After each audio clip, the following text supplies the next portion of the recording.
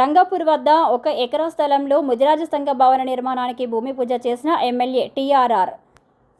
పరిగి మండలం రంగాపూర్ వద్ద పరిగి నియోజకవర్గ ముదిరాజు సంఘ భవన నిర్మాణానికి 1 ఎకరా భూమి కేటాయించడం జరిగింది. ఈ రోజు నియోజకవర్గ ముదిరాజు సంఘం నాయకులు, ముదిరాజు సోదరులు, కాంగ్రెస్ పార్టీ నాయకులు, ప్రజాప్రతినిధులతో కలిసి పరిగి శాసనసభ్యులు అండ్ డీసీసీ అధ్యక్షులు డాక్టర్ టి రామ్మోహన్ రెడ్డి ముదిరాజ్ భవన నిర్మాణానికి భూమి పూజ చేశారు. ఈ సందర్భంగా ముదిరాజ్ సంఘం సోదరులు ఎమ్మెల్యే టీఆర్ఆర్ని ఘనంగా సన్మానించి కృతజ్ఞతలు తెలిపారు. ఈ సందర్భంగా ఎమ్మెల్యే టీఆర్ఆర్ మాట్లాడుతూ ముదిరాజ్ సంఘ అభివృద్ధికి నిరంతరం తోడ్పాటును అందిస్తానని అన్నారు. అలాగే ముదిరాజు సోదరులను బీసీ-డి నుండి బీసీ-ఏలోకి చేర్చాలని 2014లో తాను ఎమ్మెల్యేగా ఉన్నప్పుడు అసెంబ్లీలో ప్రస్తావించిన విషయాన్ని గుర్తు చేశారు. తప్పకుండా ప్రభుత్వం దృష్టికి తీసుకెళ్లి ముదిరాజు సోదరులను బీసీ-డి నుండి బీసీ-ఏలోకి రావడానికి కృషి చేస్తారని తెలిపారు.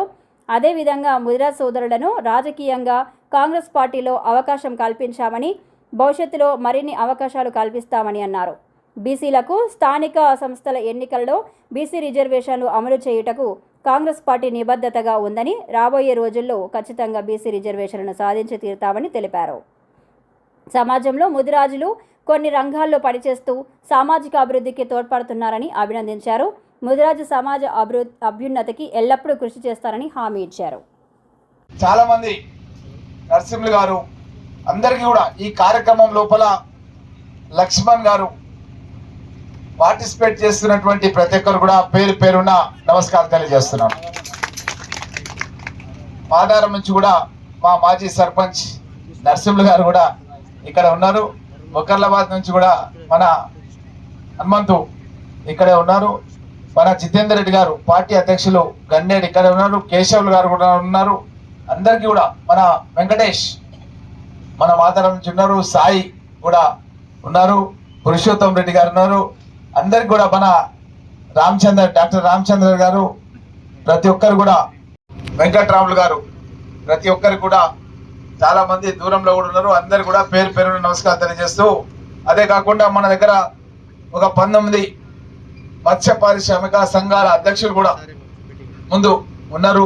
మన రామకృష్ణ కూడా ఉపాధ్యాయ సంఘం నుంచి ఉన్నారు. సత్యనారాయణ వైఎస్ఎంపీ గారు ఉన్నారు.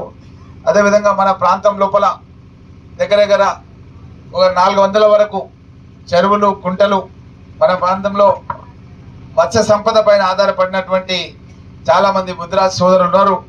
వాళ్ళ యొక్క అధ్యక్ష కార్యదర్శులు ఇంకా చాలా మంది ఈ కార్యక్రమాన్ని చూడడానికి కూడా ఇతర వర్గాల నుంచి కానీ, క్యాస్ట్ల నుంచి కానీ, అధికారికంగా కానీ అనధికారికంగా కానీ మన నస్కల్ అశోక్ లాగా చాలా మంది ఈ కార్యక్రమం చూడడానికి నాతో పాటు వినాయక్ రెడ్డి గారు కూడా ఈరోజే వినాయక్ రెడ్డి గారు కాంగ్రెస్ పార్టీలో చేరడం కూడా జరిగిందన్న విషయాన్ని కూడా తెలియజేస్తూ, ఈ విధంగా అందరం కూడా కలిసి మనం అందరం కూడా బాగుండాలి, అందరిలో కూడా నేను ఉండాలి అన్న నినాదంతో నేను ఈ యొక్క నియోజకవర్గ అభివృద్ధికి మీ అందరి యొక్క మన్ననలు పొంది, మీ అందరి యొక్క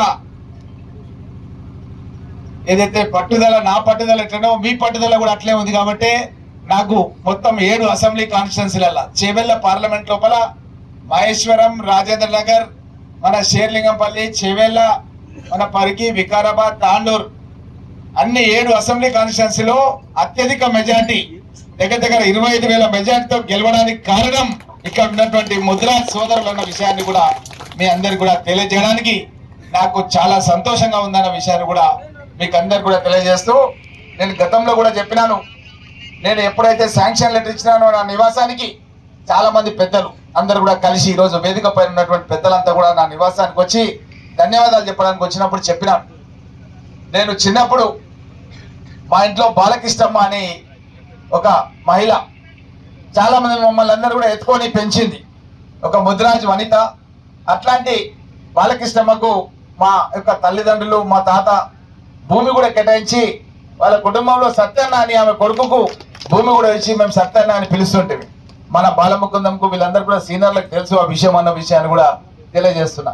అట్లా ముదిరాజ్ కుటుంబాలతో నా చిన్ననాటి నుంచే ఎంతో అనుబంధం ఉంది అన్న విషయాన్ని కూడా మీకు అందరికీ తెలియజేస్తూ, అదే విధంగా గత శాసనసభ సమావేశాల లోపల అప్పుడు నేను 14లో ఎమ్మెల్యే ఉన్నప్పుడు అప్పుడు చెప్పినటువంటి మొట్టమొదటి మాట నీ కోసం జీవిస్తే నీలోనే ఉండిపోతావు, జనం కోసం జీవిస్తే జనం గుండెల్లో ఉంటావు అని బాబాసాహెబ్ అంబేద్కర్ గారి పేరు తీసుకొని నేను ఆ రోజు శాసనసభలో మాట్లాడడం జరిగింది. ఆ మాటకు కట్టుబడి అందరినీ కూడా, అన్ని కులాలను కూడా,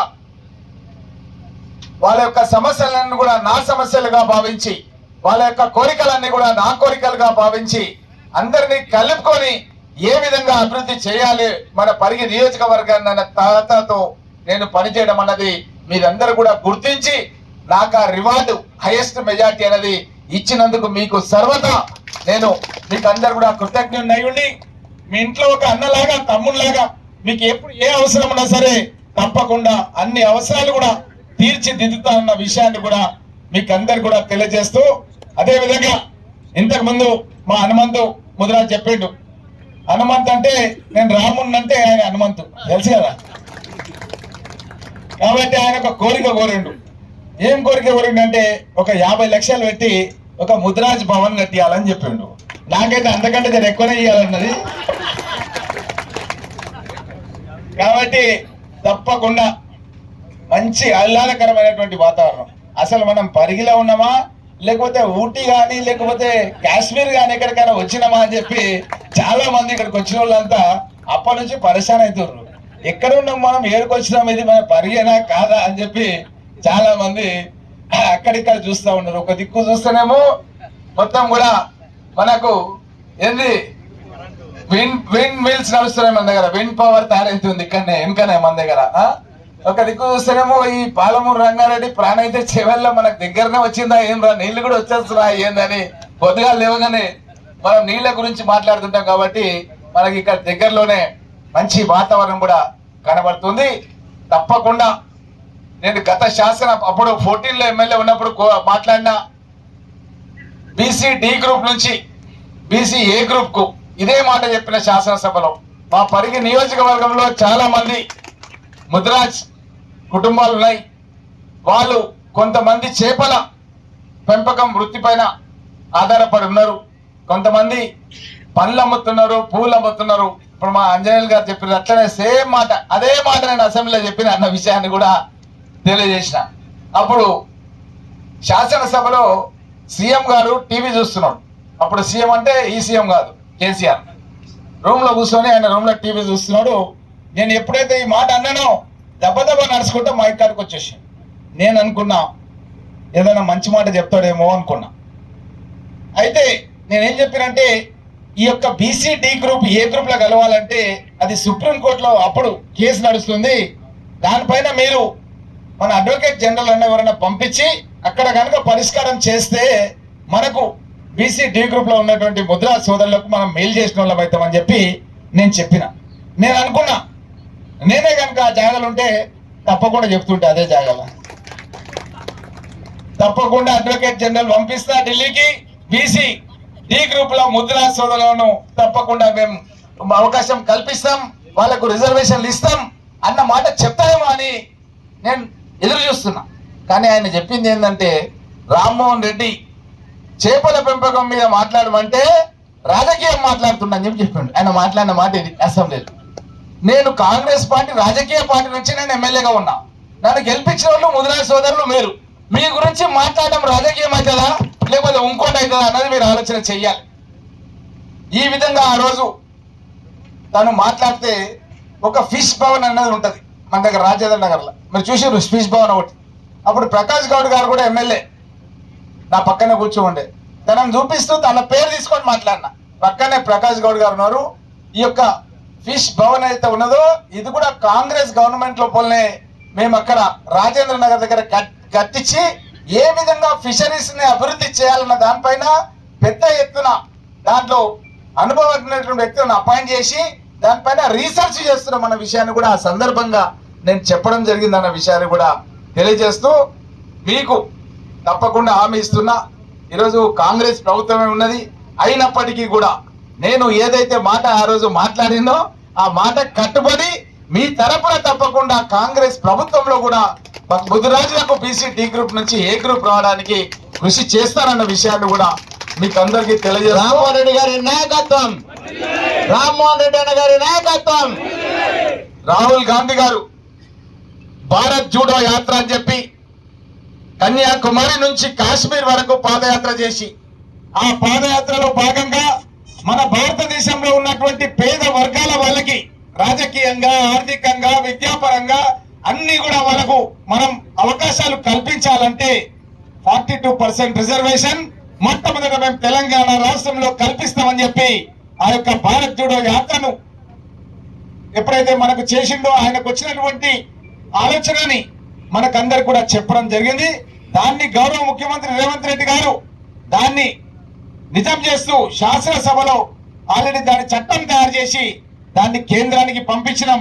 కేంద్రంలో పంపించిన చట్టం అక్కడనే ఆపి పెట్టుకొని కూర్చున్నారు.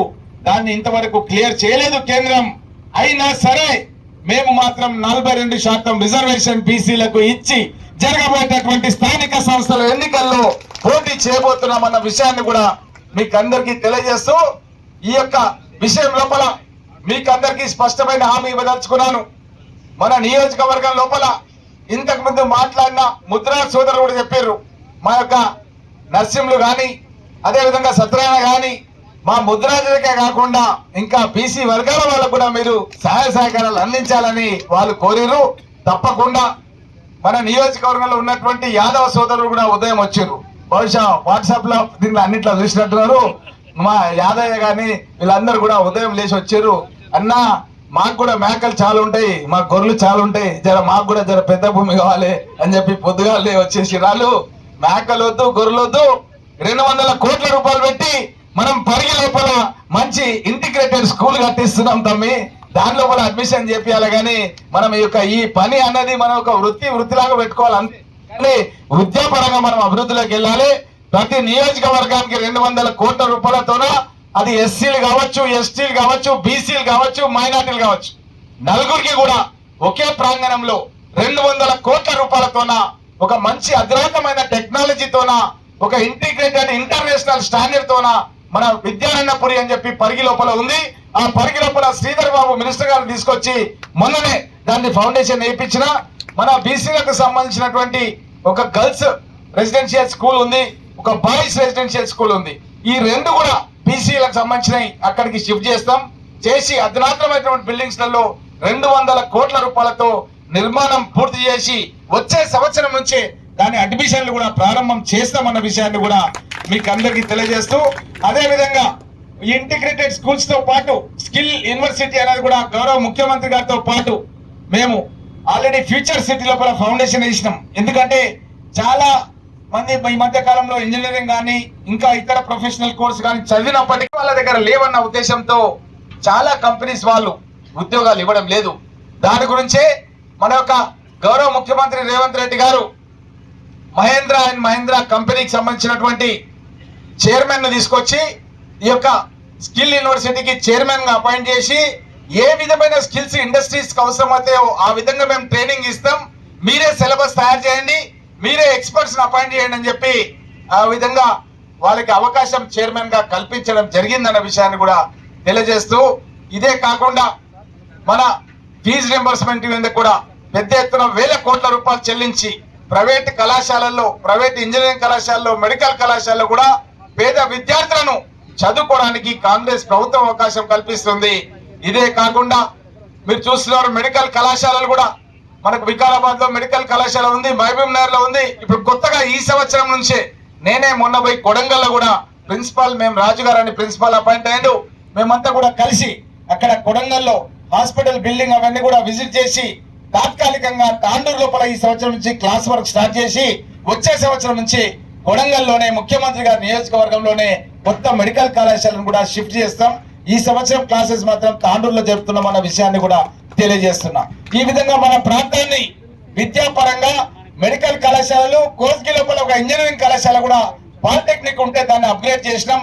ఆల్రెడీ ఇంజనీరింగ్ కళాశాల కూడా స్టార్ట్ అయిందన్న విషయాన్ని తెలియజేస్తుంది. ఎందుకంటే మెడికల్ ఇంజనీరింగ్ అనేది, మెడికల్ అంటేనేమో నీట్ అని జాతీయ స్థాయిలో పరీక్ష ఉంటది, ఇంజనీరింగ్ అయితే మన దగ్గర ఎంసెట్ అని పరీక్ష ఉంటది. ఇది పరిగి లెవెల్లో, వికారాబాద్ లెవెల్లో ఉండదు. ఒక ఇంజనీరింగ్ అయితే రాష్ట్ర స్థాయిలో, మెడిసిన్ అయితే దేశ స్థాయిలో నీట్ ఎంట్రన్స్ ఉంటది. కాబట్టి ఆ ఎంట్రన్స్ లో సీట్ వచ్చిన వాళ్ళకు మనకు ర్యాంక్ ప్రకారం అలాట్మెంట్ అవుతుంది. కాబట్టి ఈ విధంగా మన పిల్లల్ని కూడా మనం విద్యాపరంగా అన్ని రంగాల్లో కూడా ముందుకు తీసుకెళ్లాల్సినటువంటి అవసరం ఉంది అన్న విషయాన్ని తెలియజేస్తూ, అదే విధంగా మీరు ఏదైతే బిల్డింగ్ కావాలనుకుంటున్నారో మీరందరూ కూడా పెద్దలంతా కూడా ఇక్కడ ఉన్నారు, మీరందరూ కూడా కూర్చొని ఆలోచన చేసి దాని మోడల్ ఎట్లా ఉండాలి, ఎక్కడి నుంచి కట్టాలి, ఎట్లా కట్టాలి, ఎంత ఉండాలి, అదొక హాల్ లాగా కట్టి ఒక మ్యారేజ్ హాల్ లాగా కట్టి దాంట్లో ఏదైనా ఫంక్షన్ చేసుకొని మన పేద విద్యార్థులకు ఏమన్నా సహాయ సహకారాలు ఏమన్నా ముద్రాజ్ కుటుంబాల్లో ఉండే పేద విద్యార్థులకు ఏమన్నా సహాయ సహకారం అందించి మన మీటింగ్లు కూడా పెట్టుకొని ఏ విధంగా మనం అభివృద్ధికి మన యొక్క ముద్రాజ్ సోదరులు పేద ముద్రాజ్ సోదరులు కానీ విద్యార్థులను కానీ ఏ విధంగా అభివృద్ధిలోకి తీసుకున్న ఆలోచనలు చేసే విధంగా మీరు కూడా ఆలోచనలు చేస్తే బాగుంటుందన్న విషయాన్ని కూడా మీకు అందరికి కూడా తెలియజేస్తూ, ఈ రోజు నాకు దోమ మండల్లో, కుల్కచెర్లలో, అదే విధంగా మహమ్మదాబాద్ మండల్లో కూడా మీటింగ్స్ ఉన్నాయి. ఈ రోజు వర్షం రావడం మూలంగా కొంత ఆలస్యం అయినప్పటికీ కూడా ఒక మనకు